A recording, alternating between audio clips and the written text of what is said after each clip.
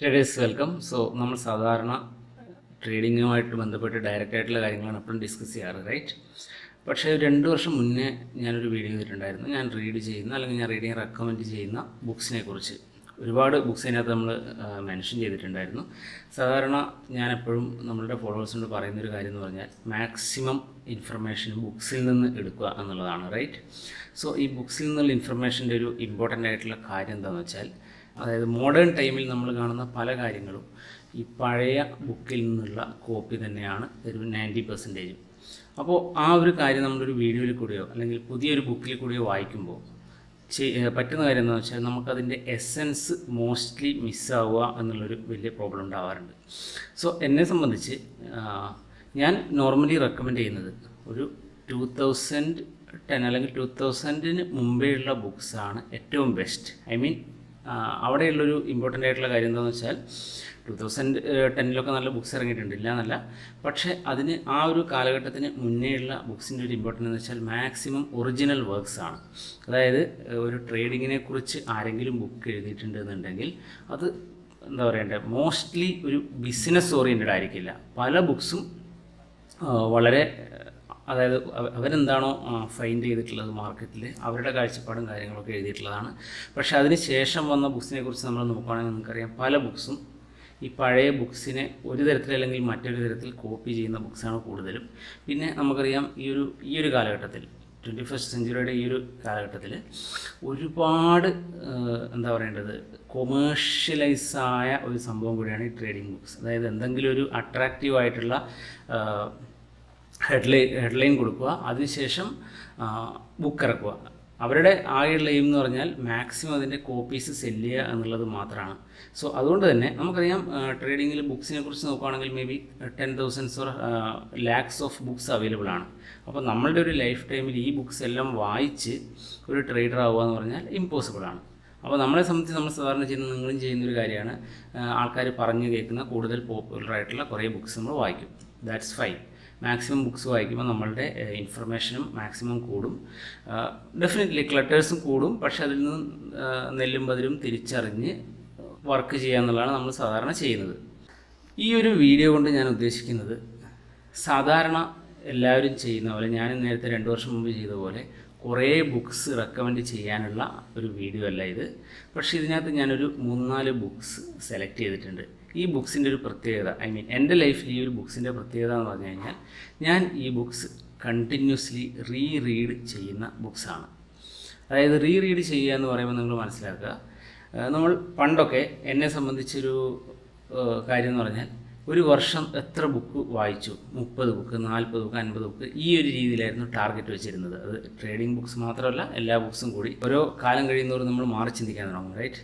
എനിക്ക് മനസ്സിലായ ഒരു കാര്യം എന്ന് പറഞ്ഞാൽ, നമ്മൾ ട്രേഡിംഗ് ബുക്സ് സ്പെഷ്യലി, അല്ലെങ്കിൽ എന്ത് ബുക്സ് ആണെങ്കിലും, നമ്മളൊരു ബുക്ക് ഒരു പ്രാവശ്യമോ 2 പ്രാവശ്യമോ വായിച്ച് കഴിഞ്ഞാൽ നമുക്കതിൻ്റെ ഫുള്ളായിട്ടുള്ള എസെൻസ് നമുക്ക് ഒരിക്കലും കിട്ടാറില്ല.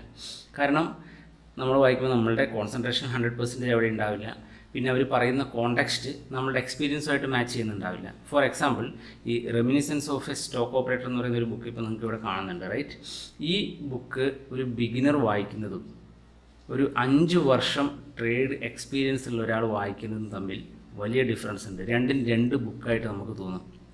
അതിൻ്റെ കാരണം എന്ന് പറഞ്ഞാൽ, അതിനകത്ത് എഴുതിയിരിക്കുന്ന പല കാര്യങ്ങളും നമുക്ക് സെൻസ് ഉണ്ടാക്കണമെങ്കിൽ നമ്മൾക്ക് തന്നെ, അതായത് നമ്മളുടെ പേഴ്സണൽ എക്സ്പീരിയൻസിൽ നമ്മൾ ഒരുപാട് കാലം മാർക്കറ്റിൽ ഉണ്ടായി കഴിയുമ്പോഴാണ് അങ്ങനെ ഒരു മാറ്റം സംഭവിക്കുന്നത്. അപ്പോൾ നമുക്ക് പുതിയ ഒരുപാട് കാര്യങ്ങൾ പഠിക്കാൻ പറ്റും. ഇന്നത്തെ വീഡിയോയിൽ ഞാൻ നിങ്ങൾക്ക് റെക്കമെൻഡ് ചെയ്യുന്നത്, ഞാൻ റീഡ് ചെയ്യുന്ന books. Read in the sense, ഇപ്പോൾ ഈ reminiscences of A stock operator കാര്യം പറയുകയാണെങ്കിൽ, ഇത് എത്ര പ്രാവശ്യം റീഡ് ചെയ്തു എന്ന് എനിക്ക് തന്നെ അറിയില്ല. അപ്പോൾ ഇതുപോലെ പല ബുക്സും ഉണ്ട്. ഒരുപാട് ബുക്സൊന്നുമില്ല, ഒരു 3-4 ബുക്സുമായിട്ടാണ് ഞാൻ നിങ്ങളുടെ മുമ്പിലേക്ക് എത്തിയിരിക്കുന്നത്. കാരണം ഈ ബുക്സ് റീഡ് ചെയ്യുമ്പോൾ, അതായത് ഇത് വളരെ ഇമ്പോർട്ടൻ്റ് ആയിട്ടുള്ള ബുക്സാണ്. കാരണം ഈ സ്റ്റോക്ക് ഓപ്പറേറ്റർ എന്ന് പറയുന്ന ഈ ഒരു ബുക്കിനകത്ത് തന്നെ സ്റ്റോക്ക് മാർക്കറ്റിനെ കുറിച്ചുള്ള എല്ലാ സീക്രട്സും ഉണ്ട്. പക്ഷേ നിങ്ങൾക്ക് പലതും നിങ്ങൾ ഫസ്റ്റ് റീഡിലോ സെക്കൻഡ് റീഡിലോ നിങ്ങൾക്ക് മനസ്സിലായെന്ന് വരില്ല. ഇപ്പം ഞാൻ റെക്കമെൻഡ് ചെയ്യുന്ന ബുക്ക് തന്നെ നിങ്ങൾ റീഡ് ചെയ്യണമെന്ന് യാതൊരു നിർബന്ധവുമില്ല. പക്ഷേ ഞാൻ ചെയ്യുന്ന കാര്യം നിങ്ങളോട് പറയാം. അപ്പോൾ നിങ്ങൾക്ക് എന്താ പറ്റുകയെന്ന് വെച്ചാൽ, നിങ്ങൾ വേറെ ഒരുപാട് ട്രേഡിംഗ് ബുക്സും കാര്യങ്ങളൊക്കെ വായിക്കുന്നവരാണെങ്കിൽ, ട്രേഡിംഗ് ബുക്സ് മാത്രമല്ല അല്ലാത്ത 1-2 ബുക്സ് ഞാൻ അതിനകത്ത് റെക്കമെൻഡ് ചെയ്യുന്നുണ്ട്. അപ്പോൾ ട്രേഡിംഗ് ബുക്സും അതുപോലെയുള്ള ബുക്സും വായിക്കുന്നവരാണെങ്കിൽ നിങ്ങൾക്ക് ഹെൽപ്ഫുൾ ആവാനുള്ള മെയിൻ കാരണം എന്ന് പറഞ്ഞാൽ നിങ്ങളിപ്പോൾ വേറൊരു ഏതെങ്കിലും ബുക്ക് ഞാൻ റെക്കമെൻഡ് ചെയ്യാത്തൊരു ബുക്കാണ് നിങ്ങൾ വായിക്കുന്നതെങ്കിൽ ആ ബുക്ക് നിങ്ങൾക്ക് ഒരുപാട് ഇഷ്ടപ്പെട്ടുവെങ്കിൽ അത് നിങ്ങളുടെ റീഡിങ് കാറ്റഗറിയിലേക്ക് വെക്കുക. ഒരു അറ്റ്ലീസ്റ്റ് 3 months അല്ലെങ്കിൽ 2 months ഒരു പ്രാവശ്യമെങ്കിലും ഇത് വായിക്കാൻ ശ്രമിക്കുക. കാരണം ഒരുപാട് ഗ്യാപ്പ് ഇട്ട് വായിച്ചു കഴിഞ്ഞാൽ നമുക്ക് അതിൻ്റെ എസൻസ് കിട്ടിയെന്ന് വരില്ല. ഇപ്പോൾ reminiscences of A stock operator എന്നൊക്കെ പറയുന്നത് നിങ്ങളുടെ എക്സ്പീരിയൻസ് കൂടുന്നതോറും നിങ്ങൾക്ക് അതിൽ നിന്ന് പുതിയ കാര്യങ്ങൾ കണ്ടുപിടിക്കാൻ പറ്റും. അതുപോലെ ഒരുപാട് വേറെ ബുക്സും ഉണ്ട്. ഓക്കെ, അപ്പോൾ reminiscences of A stock operator എന്ന് പറയുന്നത് ഞാൻ ആദ്യം 100% റെക്കമെൻഡ് ചെയ്ത ബുക്കാണ്. ഏതൊരു ട്രേഡറും വായിച്ചിരിക്കേണ്ട ബുക്കാണ്. അതിനകത്ത് ഒരു ട്രേഡിംഗ് സ്ട്രാറ്റജിയും പഠിപ്പിക്കുന്നില്ല എന്നുള്ളതാണ് എന്ന് തന്നെയാണ് അതിൻ്റെ ഏറ്റവും ബെസ്റ്റായിട്ടുള്ള കാര്യം. ബട്ട് ട്രേഡിംഗ് സ്ട്രാറ്റജി കൊണ്ടല്ല സക്സസ്ഫുൾ ആവാൻ പറ്റുമെന്ന് ആ ഒരു ബുക്ക് വായിച്ച് കഴിഞ്ഞാൽ നിങ്ങൾക്ക് മനസ്സിലാവും ഒരാളുടെ തിങ്കിങ്, ഒരു ട്രേഡറുടെ തിങ്കിങ് എങ്ങനെയാണ് വേണ്ടതെന്നുള്ളത്. പിന്നെ ഈ ബുക്ക് വായിക്കുമ്പം നമുക്ക് വേറൊരു മെയിനായിട്ടുള്ളൊരു കോൺഫിഡൻസ് വരാനുള്ളൊരു കാരണം എന്താണെന്ന് വെച്ചാൽ, ഇപ്പോൾ ഒരു എക്സാമ്പിൾ പറയുകയാണെങ്കിൽ ഇത് 1915-ലോ 20-ലോ എഴുതിയിരിക്കുന്ന ബുക്കാണ്. 1920 ആ ഒരു സമയത്ത് പുറത്തിറങ്ങിയൊരു ബുക്കാണ്.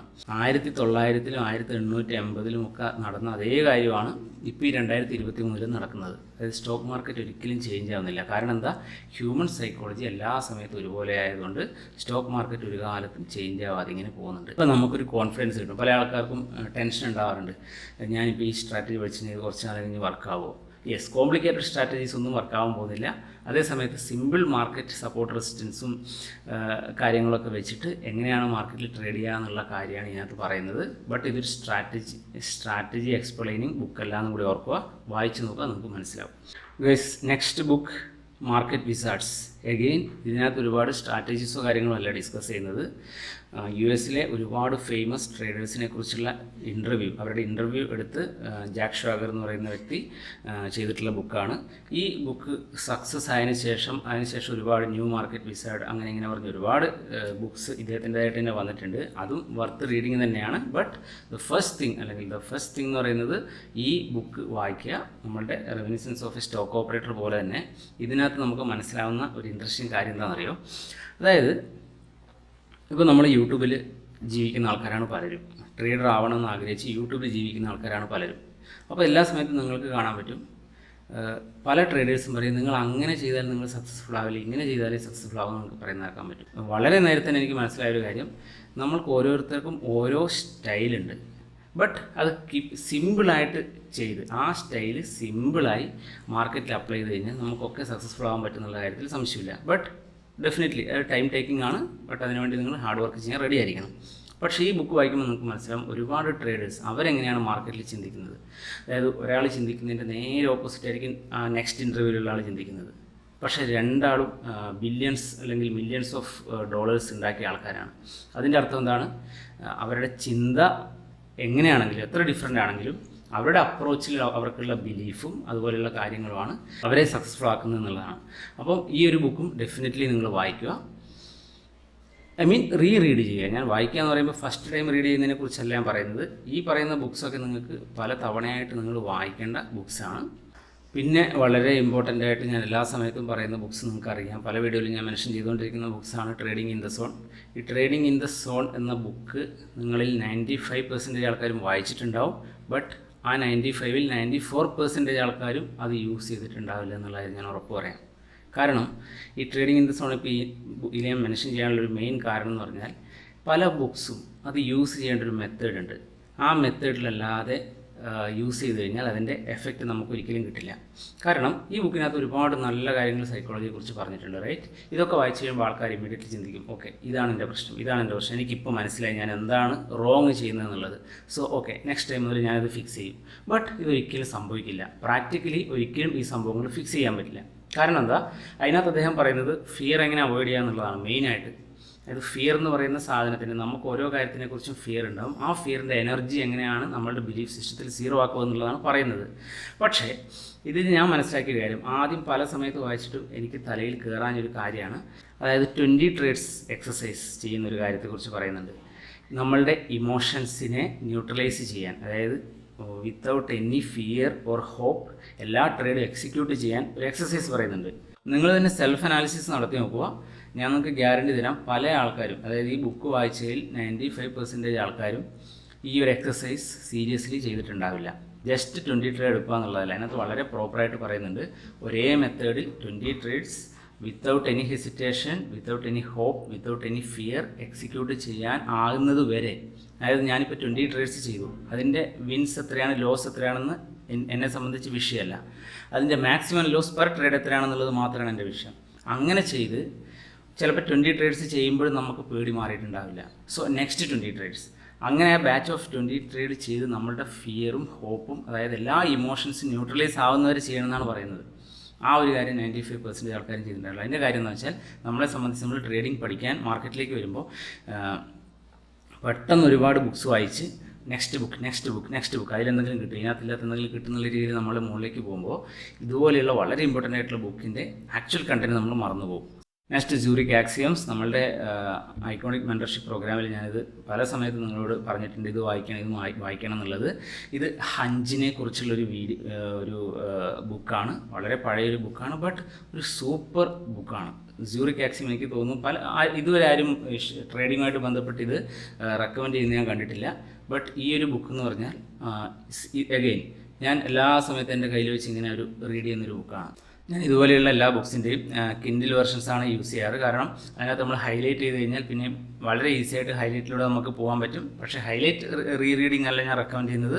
നിങ്ങൾ ആദ്യത്തെ ഒരു 5 പ്രാവശ്യമെങ്കിലും ഇതുപോലെയുള്ള ബുക്സ് റീഡ് ചെയ്യുക ഫുള്ളായിട്ട്. അപ്പോൾ വിചാരിക്കേണ്ട 5 പ്രാവശ്യം എന്നുള്ളത്, 5 പ്രാവശ്യം ഞാൻ പറയുന്നത് മിനിമമാണ്. നിങ്ങൾക്ക് അതിനേക്കാളും കൂടുതൽ വായിക്കാൻ പറ്റുമെങ്കിൽ അത്രയും നല്ലത്. സോ ഒരുപാട് ബുക്സ് വായിച്ച് എൻ്റെ നമ്പർ ഓഫ് ബുക്സ് ഇത്ര കൂടി, ഞാൻ ഒരു വർഷം ഇത്ര വായിച്ചു എന്നല്ല പറയേണ്ടത്. അതിന് പകരം ഈ രീതിയിലാണ് നിങ്ങൾ ചെയ്യേണ്ടതെന്നാണ് എൻ്റെ ഹംബിൾ ഒപ്പീനിയൻ. ആ ഒപ്പീനിയൻ നിങ്ങൾ ഡിഫർ ചെയ്യുന്നെങ്കിൽ ദാറ്റ്സ് ഓക്കെ. ഇത് നമ്മളുടെ റെക്കമെൻഡേഷൻസിലെ ലാസ്റ്റ് ബുക്കാണ്. അപ്പോൾ ഇത് ഡെഫിനറ്റ്ലി നിങ്ങൾക്ക് കാണുമ്പോൾ മനസ്സിലായിട്ടുണ്ടാകും, ഇതൊരു ട്രേഡിംഗ് ബുക്കല്ല. ബട്ട് ഒരു ട്രേഡറെ സംബന്ധിച്ച് ഞാൻ മനസ്സിലാക്കിയ കാര്യം എന്ന് പറഞ്ഞാൽ, പ്രസൻസ് ഓഫ് മൈൻഡ് എന്ന് പറയുന്നൊരു സാധനം ഇല്ലാന്നുണ്ടെങ്കിൽ നിങ്ങൾക്ക് ഫിയർ ഇല്ലാതെ ട്രേഡ് എക്സിക്യൂട്ട് ചെയ്യാൻ പറ്റില്ല. ട്രേഡ് വർക്ക് ചെയ്യുന്നവരെ വെയിറ്റ് ചെയ്യാൻ പറ്റില്ല. ഇതുപോലെ ഒന്നും ചെയ്യാൻ പറ്റില്ല.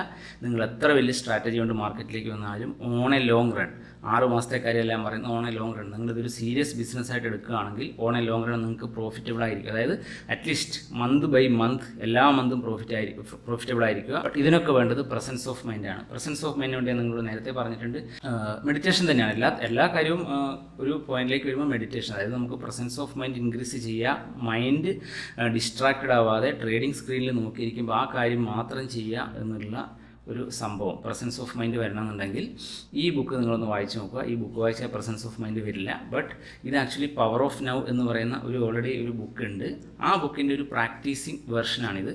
എനിക്ക് തോന്നുന്നു പവർ ഓഫ് നൗ കുറച്ചുകൂടി കോംപ്ലിക്കേറ്റഡ് ആയിരുന്നു, കുറച്ച് വലിയ ബുക്കാണ്. അത് എല്ലാവർക്കും അത്രയും അങ്ങ് ഇഷ്ടപ്പെട്ടു എന്ന് വരില്ല. ഓക്കെ, ഡീസൻറ്റ് ബുക്കാണ്.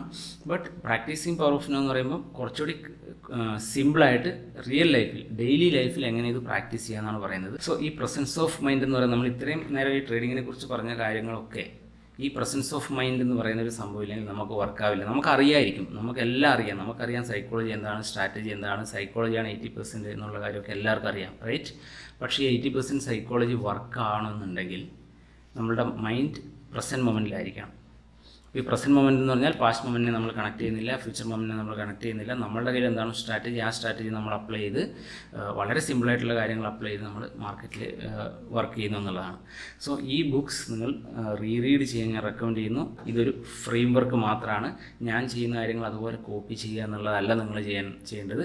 അതിൽ നിന്ന് ഇൻസ്പയർഡ് ആയിട്ട് നിങ്ങളുടെ രീതിയിൽ നിങ്ങൾ കാര്യങ്ങൾ ചെയ്യുക. സോ നമുക്ക് വേറെ വീഡിയോ ആയിട്ട് വീണ്ടും കാണാം. ബൈ.